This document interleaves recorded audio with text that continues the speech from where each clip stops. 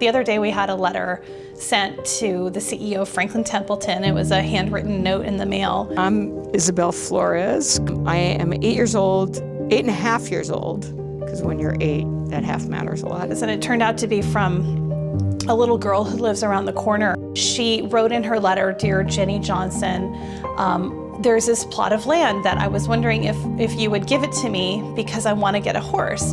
And I thought, Jenny may not even have time to read this. And I'd be very thankful if you gave me the land, because for me, that would be a dream come true. Jenny not only wanted to write back, she shared a really beautiful story. I knew we couldn't give the land away. And having been a person that always wanted a horse, I completely understood sort of where she was coming from. I told her that I had always wanted a horse too, and that I didn't get a horse until I was in my 40s, but I had to work really hard, and that she should focus on school and continue to work really hard. And then I sent her pictures of my horse.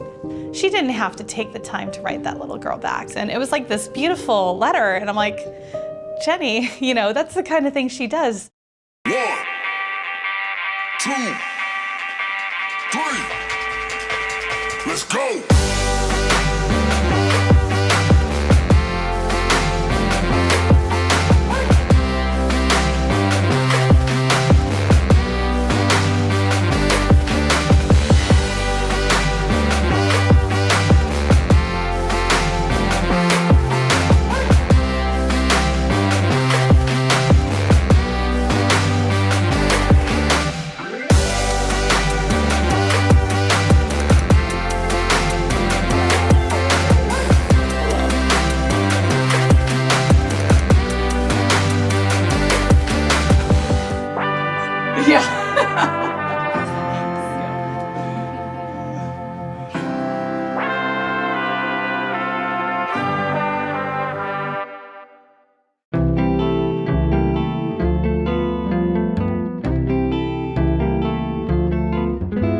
When I came in and actually started working for Franklin, I think my title was Executive Administrative Coordinator.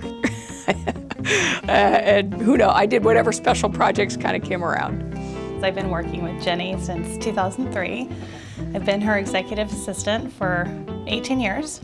She started in 1988. This was her grandfather's company, and she really made it a point and worked very, very hard to try to get her family business to do well. And she found a way to work at the bank and to get involved with the different aspects, and she wanted to learn everything she could about Franklin Templeton. I'm Matthew Nichols, and I'm the CFO of Franklin Templeton. I think it's not just how she runs the company, it's her involvement in where the future of the industry is heading. I'm passionate about this business. I think that asset management companies have such a purpose of really helping people achieve the goals that are hardest in their lives. Every day I wake up and feel energized by our mission. We're going to celebrate, I think, 75 years. I'm proud of what this company has been able to do.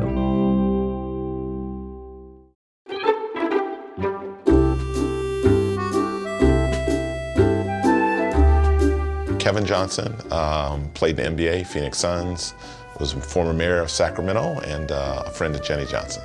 If I was to try to maybe use 1 or 2 key words that describe her character, which gets at her starting at a young age at the bottom and working her way up, it's humility, and she's tenacious. One day we were talking and I asked her, you know, what's on your bucket list? And she was like, oh God, I've always dreamt of being a waiter or waitress in a restaurant one day. And I said, Jenny, you're not gonna believe this. We just opened a restaurant up in Sacramento. And I thought she'd say, absolutely not. She's like, great, sign me up. Watching her, you know, wait on tables. She's taking notes and paying attention. I was just like, man, her attention and determination to do anything well, it doesn't matter what it is. But what she didn't know is we set up and planted a table of difficult customers for her.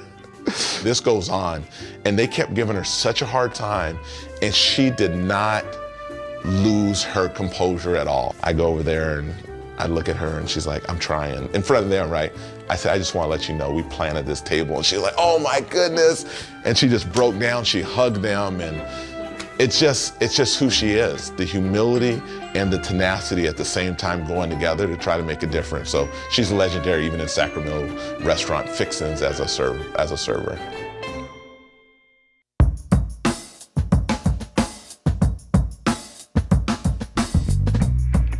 She just became our CEO. I believe February 11th was her first day of 2020. And on February 18th, I believe, we announced a merger with another company. So we had a big announcement, big company merger. And then the pandemic kind of hits March 14th. So she just became the CEO, and a month later, she is handling this worldwide pandemic. All the offices everywhere are closed, and she is now like steering the ship. Jenny led with a lot of confidence, and I think that was the key thing. People could see that across the company, both in terms of Franklin Templeton legacy and the firm that we were going to acquire, and I think they were the key characteristics that gave everybody the confidence that, well, we have a great leader here and we're going to make it through this.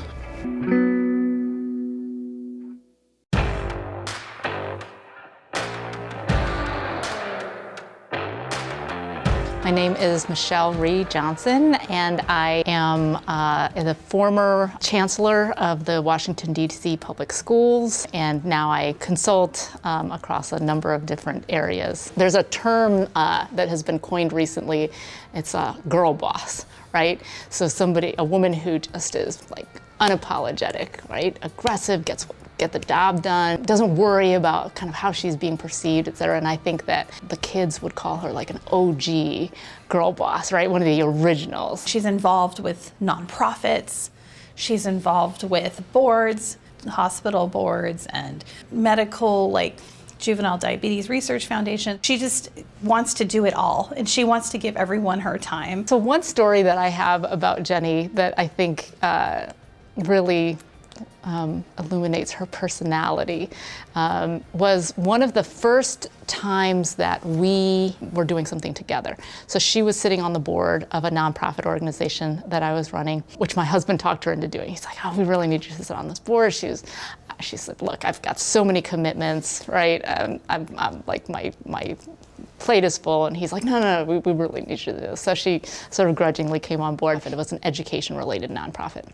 So she says to me, okay, I don't know this stuff in and out like you do, so I'm not gonna be, weighing in. You do that, but I'm gonna sit there quietly. By the third meeting, she basically was running the entire thing, right? And just was so committed to this idea of educational equity. The passion and the motivation that she had to make sure that every single kid ultimately could live the kind of life that she has because they got a high quality education. You can't fake that sort of thing.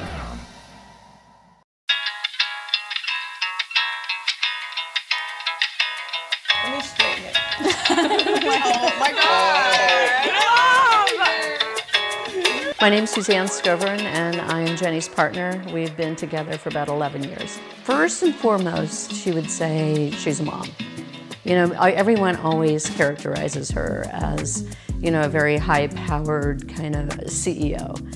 But I think her most important feature that I see and her most attentiveness of her personality is being a good mom, very present for her kids.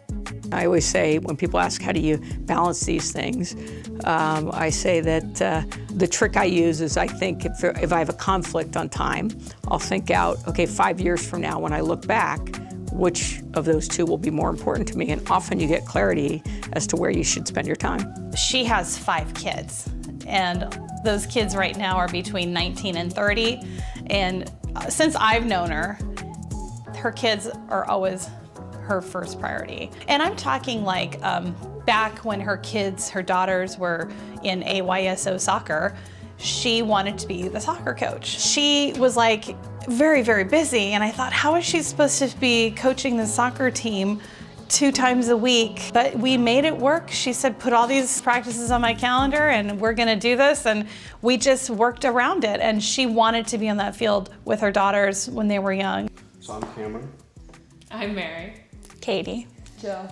And we got really lucky because she travels so much. We ended up getting to go to a lot of places. She was doing a bunch of stuff in India and took the whole family. We lived in India for 6 months. When I was in elementary school, I went to her and I was like, Mom, the science fair is tomorrow and I don't have a project. And I get in bed and I wake up the next morning, the full volcano is done, it's working, it's flowing, stuff out of it. And that's just the kind of person she is. My full name is Christopher Charles Bolt. I am Jennifer Johnson's son.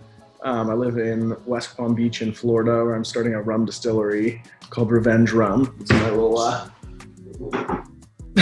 sign thing there. She's very giving and she's kind of like a guardian angel, I'd say. I have this friend, Max, who's actually been my best friend, who has kind of become part of our family. He definitely has had a difficult home life. She helped put him through school and all that stuff. So she's always just looked out for him, which has been great. I mean, he's definitely had struggles. She took a big interest in my life, actually. So she really kind of helped guide me through in a mentor way, like a lot of hard times in my life, a lot of good times in my life. And so she's been, like a mom to me, for the last 15 years. So I'm really grateful to have her in my life. She'll always go the extra mile for the people that she loves, especially her kids.